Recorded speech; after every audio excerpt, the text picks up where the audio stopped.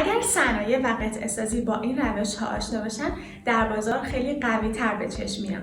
همونطور که میدونید در صنایع و قطعه‌سازی خیلی از قطعات مشابه همدیگه هستن و نمایش عکس دوبعدی اونها برای نمایش جزئیات کافی نیست.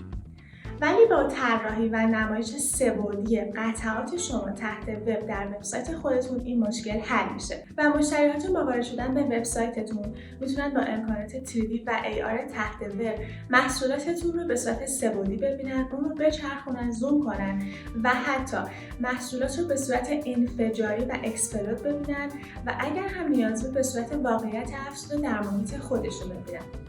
این تکنولوژی مخصوصا برای برندهایی که کار صادرات انجام میدن خیلی میتونه مفید باشه که به روشی نوین محصولاتتون رو معرفی کنید.